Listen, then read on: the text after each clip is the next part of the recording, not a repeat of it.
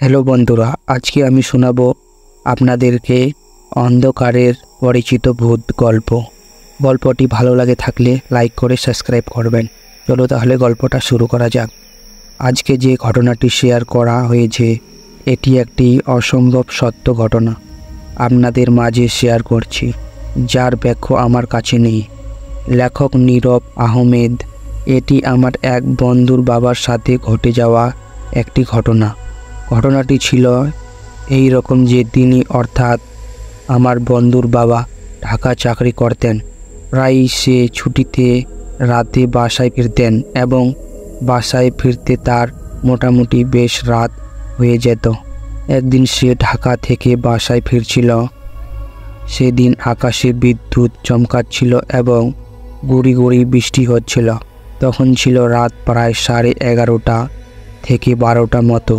সে একটি নির্জন রাস্তা দিয়ে হেঁটে বাড়ি ফিরছিল। যে রাস্তার পাশে ছিল একটা কবরস্থান।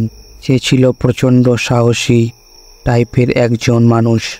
অনেক দিন যাওয়া আসার কারণে সেই ওই রাস্তা দিয়ে একা যেতে কোনো ভয় বা দ্বিধা বোধ করতেন না। তো সেদিন সে এমন করে ওই পথ ধরে একা একা হেঁটে যাচ্ছিল।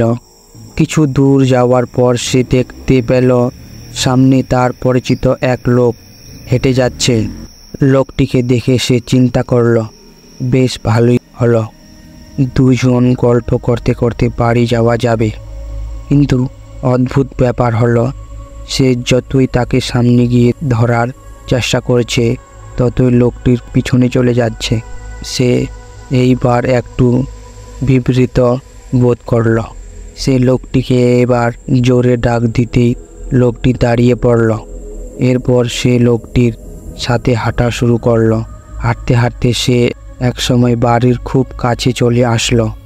অনেক দিন পর বাড়ি ফেরার কারণে সে অর্থাৎ আমার বন্ধুর বাবা বাড়ির কাছে আসতে কিছুটা মনস্ক হয়ে গিয়েছিল এবং তার সাথে আসা সেই লোকটার কথা রীতিমতো ভুলে গিয়েছিল।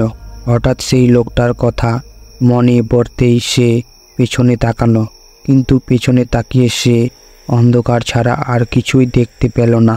এরপর সে অতশত না ভেবে বাড়িতে চলে গেল এবং সবাইকে সব কিছু খুলে বলল। তার কথা শুনে রীতিমতো সবার মাথায় বাজ পড়ে গেল, কেননা সে যে লোকটির সাথে তার বাড়ি পর্যন্ত এসেছে সেই লোকটি কিছুদিন আগেই মারা গিয়েছিল। এখন আমার প্রশ্ন, লোকটি কি কোনো খারাপ কিছু ছিল? আর যদি খারাপ কিছু হতো তাহলে সে তার কোনো ক্ষতি করল না কেন? নাকি পরিচিত হওয়ার কারণে সে তার কোনো ক্ষতি করতে চায়নি? এর ব্যাখ্যা আমার কাছে নেই।